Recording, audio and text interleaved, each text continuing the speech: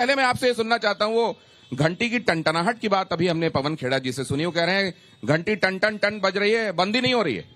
पवन भाई को जो घंटी सुनाई दे रही थी वो भगवान राम अपने घर में प्रतिष्ठित हुए, भगवान राम के मंदिर की घंटी सुनाई दे रही थी।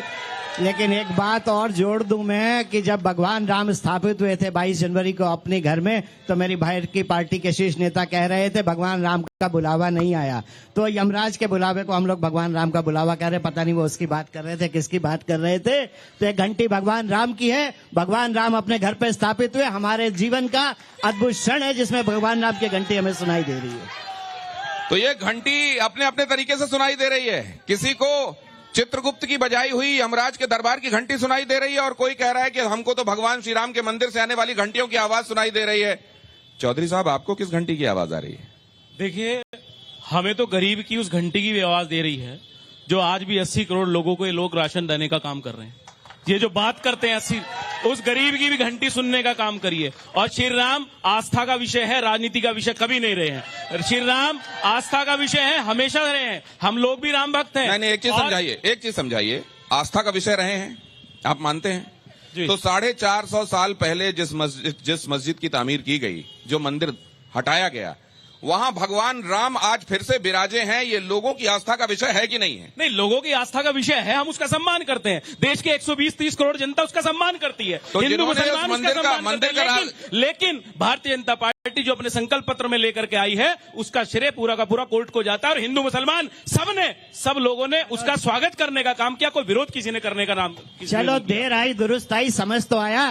पहले तो आप विश्वास ही नहीं करते थे। 550 साल की जो शास्त्री थी, जो सांस्कृतिक राष्ट्रवाद को आपने किया था, कब कहे थे? जब अयोध्या के अंदर आपने खून कह रहे हैं डॉक्टर अजय, ये सम्मान करते हैं, ठीक बात है, लेकिन देर आई दुरुस्त आए। वो कह रहे हैं कि कोर्ट के रास्ते ये रास्ता बना है। बिल्कुल, आप लोग क्रेडिट क्यों लेते? बिल्कुल, हम क्रेडिट नहीं लेते। भगवान राम के मानने वाले जो मिल रहे हो प्रसाद के रूप में स्वीकार कर रहे हैं, चाहे कोर्ट से हुआ, चाहे हमारे प्रयास से हो, चाहे इनके प्रयास से हुआ हो। लेकिन ये बात इनको तब क्यों नहीं समझ में आई जब इनके नेता कहते थे कि अयोध्या की गलियों में पंछी पंख भी नहीं बांधने दूंगा। जब अयोध्या की गलियों को राम भक्तों को भून के वहां खून बहाया था, तब इनके बात समझ में नहीं। चलिए ठीक है, गति होने वाली है अंतिम समय है पार्टियों का, अब उन्हें राम समय आके भगवान राम इनको गति देंगे। किसकी गति होने वाली है और किसकी गति तेज होने वाली है, ये हम समझेंगे। लेकिन पहले तो आप चौधरी नीरपाल साहब, ये लाल और हरा रंग एक साथ ही होता था, अब ये दो छोर बन गए हैं इस बार।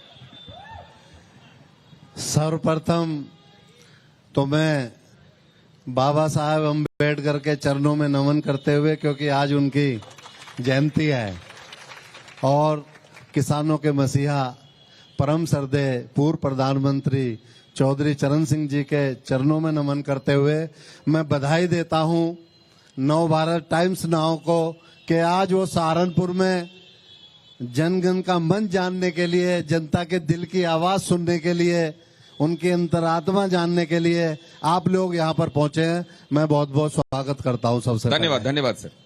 अब मुझे ये बता दीजिए कि इस बार ये बिलगाव कैसे लग रहा है? कभी दो लड़के साथ आते हैं, कभी लड़के साथ आते हैं, लेकिन फिर समझ में नहीं आता आगे क्या होने वाला है। आप कभी साथ में चलते हैं और अब आप इधर खड़े हुए हैं। ये यहाँ की सियासत में चल क्या रहा है? कई बार तो जनता सोचती होगी एक बार फिर से देखो यार कौन किसके साथ। राजनीति में कुछ भी असंभव नहीं होता और राजनीति उथल पुथल का दौर है। दूसरी चीज, हमारे नेता माननीय जयंत चौधरी जी ने जो निर्णय लिया, हमने उनका मान सम्मान किया और वो एनडीए में उन्होंने एनडीए के साथ गठबंधन किया, कुछ सोच समझ कर ही किया। अच्छा, तो ठीक है, आज ये जनता पे भी लागू है क्या जो आप कह रहे हैं राजनीति में कुछ भी संभव है? मतलब कोई भी नेता किधर भी जा सकता है, कोई भी दल। अब जैसे डॉक्टर अजय सिंह मेरे साथ खड़े हुए हैं यहाँ, जब मैं आया तो मैंने सुना कि यहाँ पर जो सैनी हैं, यहाँ पर जो राजपूत हैं और यहाँ का एक जो किसान वर्ग है, वो इस बार थोड़ा सा नाराज है भारतीय जनता पार्टी से। सिंह साहब यहाँ खड़े हुए हैं, आप किसानों की तरफ से ये हरियाली का ये जो प्रतीक है वो लेकर खड़े हुए हैं। मैं जरा गफूर साहब से जानूं, अब्दुल गफूर साहब, ये ऐसे ही उड़ी हुई है क्या कि हाँ अमुक नाराज है, अमुक नाराज है, अमुक नाराज है? देखिए, ये दूसरा पॉइंट है। मैं सबसे पहला पॉइंट ये जानना चाहता हूँ, बेरोजगारी चरम सीमा पे। जिस बाप का लड़का 4-4 साल से नौकरी की तलाश में एग्जाम दे रहा, पेपर लीक हो रहा है, उसका क्या हुआ है? कौन सी गारंटी थी मोदी जी की? 2 करोड़ लोगों की वो तो गारंटी थी। आज महंगाई कहाँ, वो गारंटी कहाँ गई? आपका किसान की आय दुगनी हुई, कहाँ हुई है वो गारंटी? देश जानना चाहता है, नौजवान जानना चाहता है, किसान जानना चाहता है। व्यापारी जानना चाहता है ये बात छोड़िए आप। आज सिर्फ कानून व्यवस्था की बात ये लोग करते हैं। मैं पूछना चाहता हूं कि पुलिस अभिरक्षा में हत्या हो रही है, कानून व्यवस्था बनारस में हमारी बहन को नंगा करके दौड़ाया जा रहा है, और वो लोग भारतीय जनता पार्टी मध्य प्रदेश में चुनाव लड़ा रहे थे। अभी हाल ही में 3-4 दिन पहले एक लड़के के साथ सामूहिक दुष्कर्म होता है बनारस के अंदर, और उसको रिपोर्ट भी दर्ज नहीं करेंगे। इस बात की गारंटी कहाँ मोदी जी लेंगे? ये देश चलने वाला नहीं। देश नौजवान पूछना चाहता है कि मेरे भविष्य का क्या होगा, किसान की आय दुगनी हुई क्या नहीं हुई, कानून व्यवस्था की हुई क्या हुई, रोजगार कब मिलेगा, महंगाई कब कम होगी, मुद्दे पर बात कीजिए। भगवान श्री राम सबके आस्था थे, ये किसी बीजेपी में वो नहीं था पैटर्न के बीजेपी वालों ने ठा लिया, हम भी मानते हैं। और सुप्रीम कोर्ट ने जो निर्णय दिया, सभी हिंदू मुसलमान ने, भारत के हर नागरिक ने उसका सम्मान करने का काम किया है।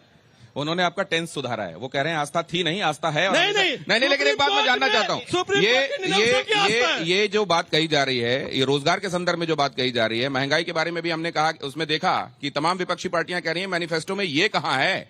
इसके बारे में मैं समझूंगा कि ये कितना एको कर रहा है जनता के बीच में भी, ये कितना बड़ा मुद्दा है। क्योंकि हम ये देख रहे हैं कि 2014, 2019 पढ़े हुए। पहले मैं आपको धन्यवाद भी देता हूँ, सहारनपुर की हिंदू मुस्लिम एकता की जो पहचान है उस पर मैं वो भी देना था। जो आपने राशन की बात करी, आप नौकरी की बात क्यों नहीं करते? 5 किलो में क्यों खरीदना चाहते हैं उस मजदूर को, किसान को? उस पर बात क्यों नहीं करना चाहते आप नौकरी क्यों नहीं देते हैं? आप उसको सक्षम क्यों नहीं बनाते हैं? आप उसको 5 किलो अनाज क्यों दे रहे हैं? ये बात उठाई जा रही है। लेकिन मैं ये भी समझूंगा कि 14 के बाद 19 जीएसटी लागू हुआ, नोटबंदी, उसके भी आलोचक रहे, लेकिन फिर से सरकार चुनकर आई। जीएसटी लागू होने के बाद कोई देश ऐसा नहीं था, लेकिन इस बार कहा जा रहा है ऐसा नहीं होगा। मैं जरा नीचे योगेश दहिया जी के पास आने के पहले जरा एक बार जनता के पास होकर आता हूं और ये समझता हूं कि यहां का नजरिया क्या है। यहाँ का नजरिया बहुत अच्छा है, और मोदी जी के लिए और योगी जी के लिए सभी जितनी हमारी मातृशक्ति यहाँ पर खड़ी हैं, वो बोल रही हैं कि अब की बार 400 पार। ये कहते हैं कि हमने बेरोजगारी फैलाई है, तो पहले क्या इन लोगों ने सबको रोजगार दे रखा था, जो मोदी जी ने आने के बाद सबको बेरोजगार कर दिया? जी बिल्कुल, बहन की बात से इत्तेफाक हूँ मैं भी। बहन ने बहुत अच्छे से बताया। और अब की बार 400 पार का नारा यहाँ से तो गफूर साहब कुछ और सी सुनाई दे रहा है। बौखलाए हुए हैं, जीतेंगे तो हम ही। जीतेंगे तो हम ही मतलब आप अपने आप को भारतीय जनता पार्टी की था जी, तो वो कह रही है जीते। मैडम, कांग्रेस वजह गठबंधन आम आदमी पार्टी में है तो कांग्रेस और गठबंधन। तो वजह क्या है?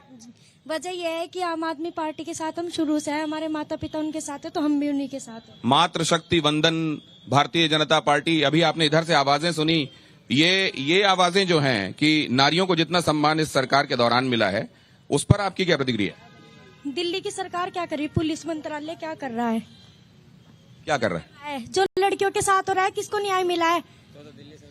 नहीं, जैसे कोई घटना बताइए। जैसे कि श्रद्धा काट काट के फेंक रहे हैं, टुकड़ों में बांट बांट के जंगलों में। एक क्वेश्चन पूछना है, जो अभी ये बोल रहे थे कि राम मंदिर बना है, तो ये बताइए कि क्या उसमें हिंदुओं को आने के लिए अलाउड नहीं था? कि उसमें पासिंग मतलब वहाँ पे भी वीआईपी पास लगने, ये कौन सी बात होती है? ये बताइए, क्या आप नॉर्मल सिर्फ वीआईपीज को क्यों बुलाएं?